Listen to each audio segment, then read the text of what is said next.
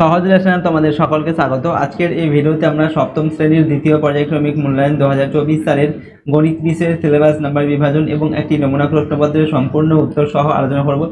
তো চলো এই ভিডিওতে আমরা ক্লাস 7 এর সেকেন্ড ইউনিট টেস্ট 2024 গণিত বা ম্যাথামেটিক্স সাবজেক্টের সিলেবাস, মার্কস ডিভিশন এবং এর মডেল কোশ্চেন পেপারটির সম্পূর্ণ উত্তর এই ভিডিও থেকে দেখে নিই। সেকেন্ড ইউনিট টেস্টে তোমাদের 25 নম্বরের পরীক্ষা নেওয়া হয় এবং 50 মিনিট সময় সেখানে দেওয়া থাকে। ঠিক আছে, প্রথমে দেখো কোন কোন অধ্যায় তোমাদের রয়েছে সেকেন্ড ইউনিট টেস্টের পরীক্ষার মধ্যে। তোমাদের 8 নম্বর অধ্যায় থেকে 17 নম্বর অধ্যায় পর্যন্ত যে অঙ্কগুলো রয়েছে সব কিন্তু প্র্যাকটিস করতে হবে তোমাদের সেকেন্ড ইউনিট টেস্টের পরীক্ষার জন্য। ঠিক আছে, আর দেখো কী ধরনের প্রশ্ন তোমাদের পরীক্ষায় দেওয়া হবে। প্রথমে 3টি অতি সংক্ষিপ্ত প্রশ্ন দেওয়া থাকবে 1 নম্বর মানের, পাটিগণিত থেকে একটা, বীজগণিত থেকে একটা এবং জ্যামিতি থেকে একটা দেওয়া থাকবে। এরপর 2টি পাটিগণিতের প্রশ্ন দেওয়া থাকবে 4 নম্বর মানের, 4 দুগুণে 8 নম্বর, অর্থাৎ 2টি প্রশ্ন তোমাদের লিখতে হবে।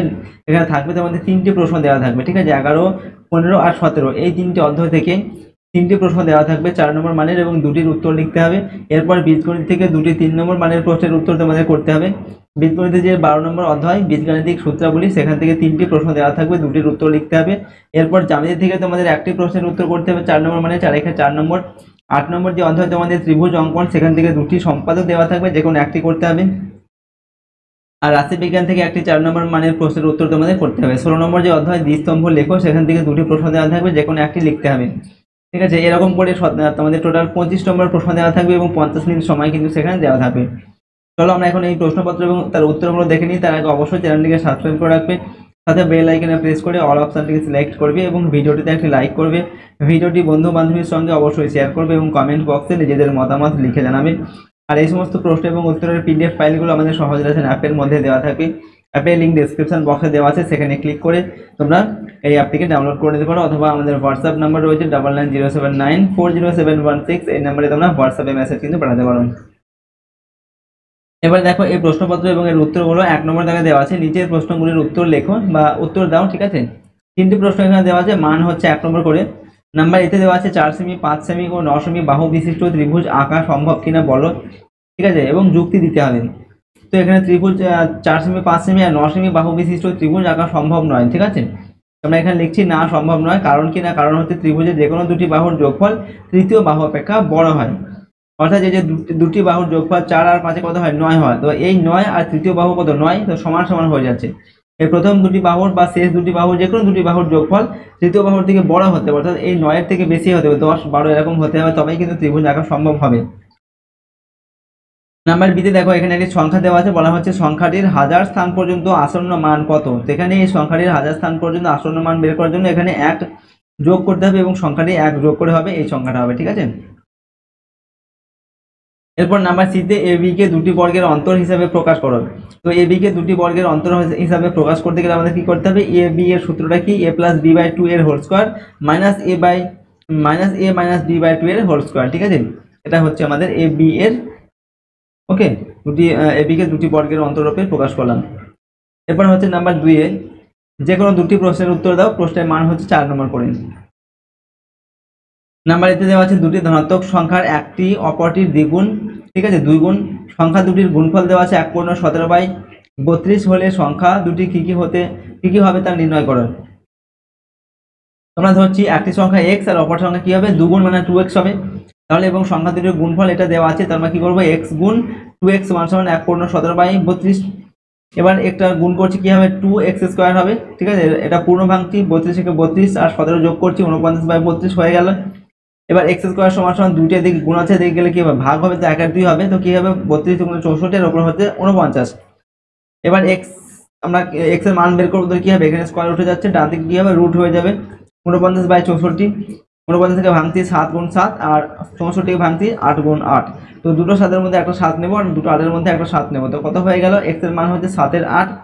তো একটা সংখ্যা পেলাম কত, 7 এর 8। ঠিক আছে, অতএব একটি সংখ্যা 7 এর 8 আর অপর সংখ্যা কি হবে, 2 গুণ মানে হচ্ছে 2 গুণ 7 এর 8, মানে 2 আর এই 8 যদি কাটাকুটি করি কি হবে, 4 2 8 হয়, তো 7 এর 4 হয়ে গেল।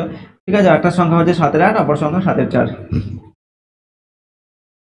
নাম্বার বিতে 1.4641 বর্গমিটার ও 1.0609 বর্গমিটার ক্ষেত্রফল বিশিষ্ট দুটি বর্গক্ষেত্রের মধ্যে কোন বর্গক্ষেত্রের বাহুর দৈর্ঘ্য বেশি এবং কত বেশি। তো দুটি বর্গক্ষেত্র দেওয়া আছে, এদের মানগুলো আমাদের কি করতে হবে, এদের যে বাহু সেগুলো বের করতে হবে।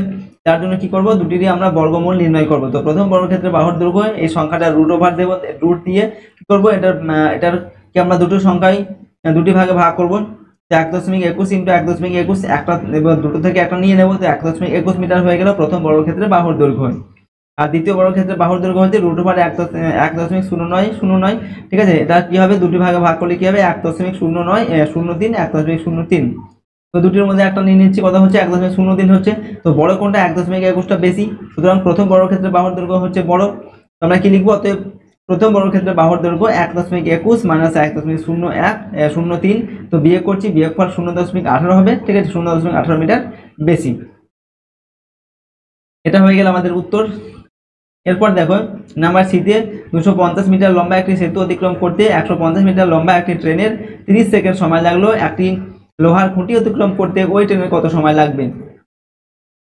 প্রথমে আমরা এর সমস্যাটা করব। তো দূরত্ব হচ্ছে মিটারে আর হচ্ছে সময় সেকেন্ড। তো দূরত্ব কত, 250 মিটার একটা সেতু, আর একটা ট্রেনের যে দৈর্ঘ্য কত 150 মিটার। এই দুটি দৈর্ঘ্য যেতে ট্রেনের সময় লাগছে কত, 30 সেকেন্ড। আমরা লিখবো কত, 250 যোগ 150 সমান সমান 400 মিটার যেতে সময় লাগছে কত, 30 সেকেন্ড। এবারে একটা খুঁটিকে অতিক্রম করতে ট্রেনটাকে কত সময় কতটা যেতে হবে, 150 মিটার যেতে হবে, যেটা ট্রেনের দৈর্ঘ্য সেটাই যেতে হবে। এবং এইটা 150 মিটার যেতে ট্রেনটার যা সময় লাগবে সেটাই হচ্ছে এই খুঁটিটাকে অতিক্রম করতে ট্রেনের সময় লাগবে। ঠিক আছে, অর্থাৎ 150 মিটার যেতে কত সময় লাগবে সেটাই আমরা বের করব।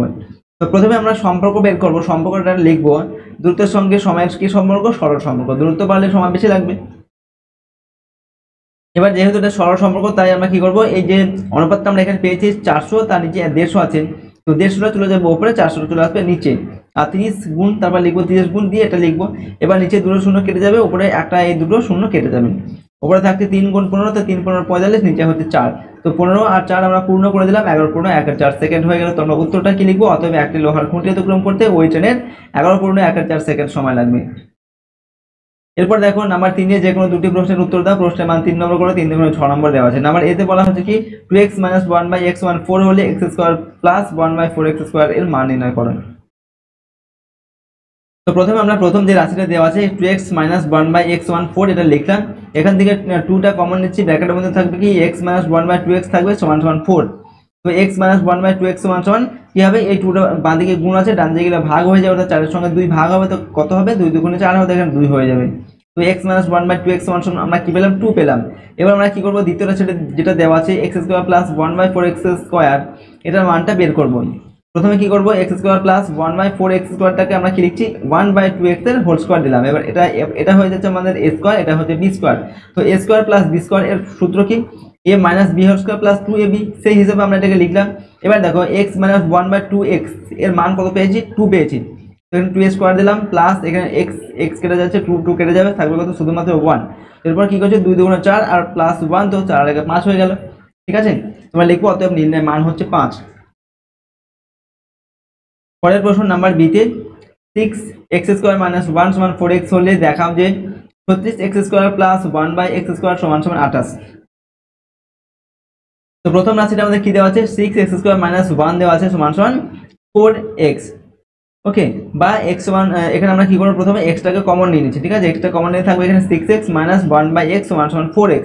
ওকে, এখানে x কেটে গিয়ে শুধুমাত্র সমান 1 হয়ে যাবে। ওকে, এরপর আমরা কি করব, 6x - 1/x আর এই x যেটা আছে, ঠিক আছে, এই x আর ডান দিকে এই x টা আমাদের কি হচ্ছে, কেটে যাচ্ছে। ঠিক আছে, সমান সমান 4 থাকছে। এবার আমরা এই অংশটার মানটা বের করব। 36x² প্লাস 1/x² সমান সমান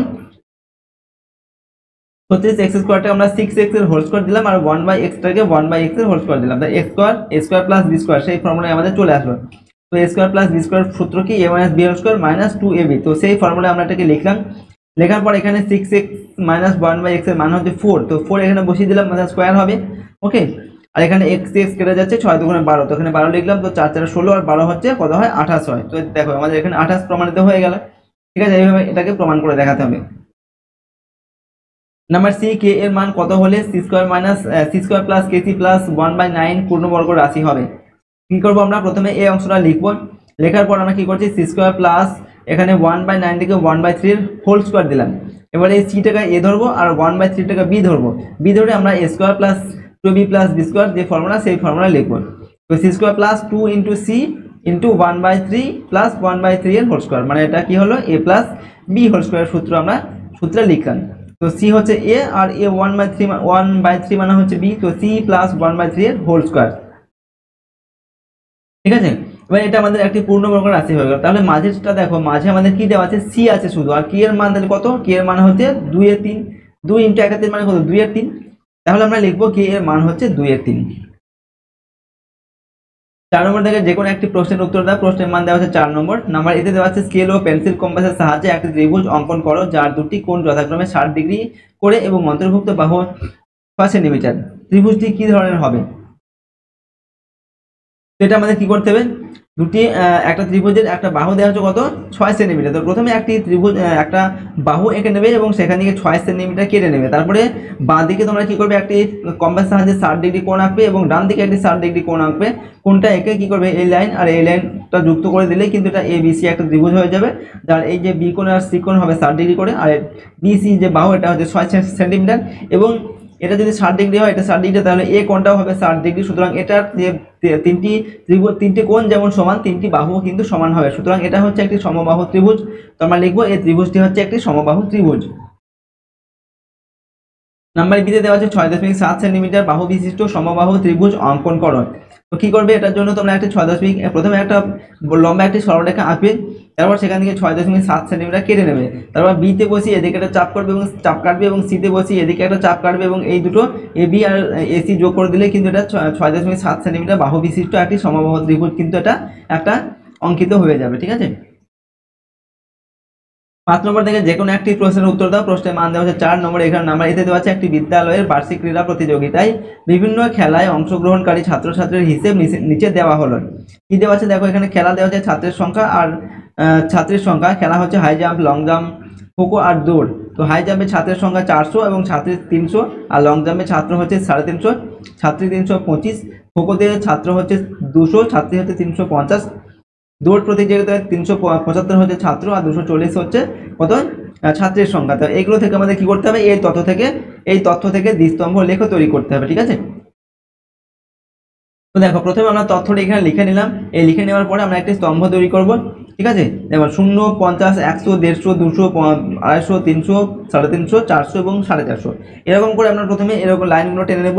এটা হচ্ছে হাই জাম্পের স্তম্ভ আমরা এখানে আঁকবো, এটা লং জাম্পের স্তম্ভ আঁকবো, এখানে খোখো, এখানে দৌড় প্রতিযোগিতার স্তম্ভ আঁকবো। ঠিক আছে, প্রথমে হাই জাম্পের স্তম্ভটা আমরা আঁকছি, হাই জাম্পের স্তম্ভ আঁকছি। হাই জাম্পের ছাত্রের সংখ্যা কত, 400 জন, মানে 400, এই যে 400 আছে, এই 400 পর্যন্ত একটি স্তম্ভ আঁকতে হবে।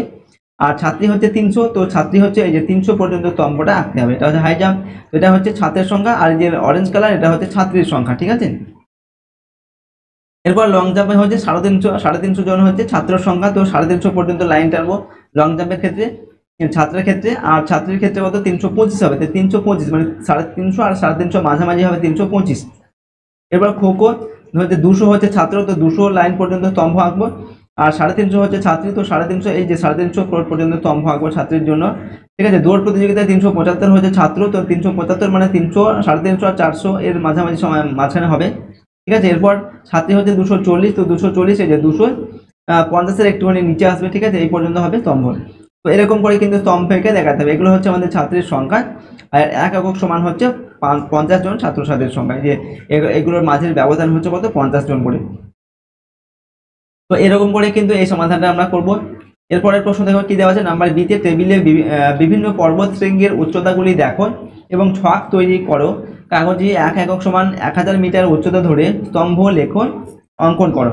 তো কিভাবে করব, এখানে প্রথমে দেখো আমাদের এখানে ডেটাগুলো দেওয়া আছে, তথ্যগুলো দেওয়া আছে। এখানে পর্বত শৃঙ্গের নাম দেওয়া আছে গডউইন, অস্টিন, ঠিক আছে, কৈলাস, নন্দা দেবী আর অন্নপূর্ণা। ঠিক আছে, মিটার, এখানে উচ্চতা দেওয়া আছে মিটারে। ঠিক আছে, গডউইন অস্টিন এর উচ্চতা হচ্ছে 8610, কৈলাসের উচ্চতা 6710, নন্দা দেবী এর উচ্চতা 7825, আর অন্নপূর্ণার এর উচ্চতা হচ্ছে 8090 মিটার। এগুলো থেকে আমাদের কিন্তু স্তম্ভ আঁকতে হবে। তো প্রথমে আমরা এখানে তথ্যগুলো এখানে লিখে নিলাম, তারপরে কি করব, স্তম্ভটা আমরা এখানে নিচ্ছি। এখানে কি বলা হচ্ছে 1000 করে আমাদের এইগুলো নিতে হবে। ঠিক আছে, তো প্রথমে 0, 1000, 2000, 3000 করে 10000 পর্যন্ত আমরা লিখলাম। এবার এখানে আমরা গডউইন অস্টিন এর স্তম্ভ আঁকবো। গডউইন অস্টিনের উচ্চতা হচ্ছে 8610 মিটার। তো 8610 মিটার মানে 8000 আর 9000 এই মাঝখানে মাঝামাঝি থেকে একটুখানি উপরে আসবে। ঠিক আছে, এই পর্যন্ত। এরপর কৈলাস হচ্ছে 6,710 মিটার।